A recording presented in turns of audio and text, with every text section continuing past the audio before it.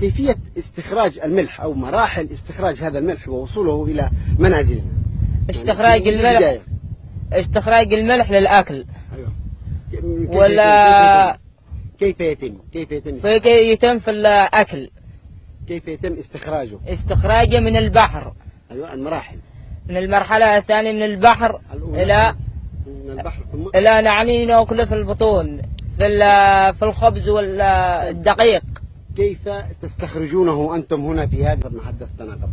من المضخ يجي. المرحلة الأولى كيف؟ المرحلة الأولى من أين؟ من المضخة إلى المرحلة الثانية. إلى أين بالضبط تكون المرحلة الثانية؟ إلى الثالثة. المرحلة الثانية ماذا يتم في المرحلة الثانية؟ الملح.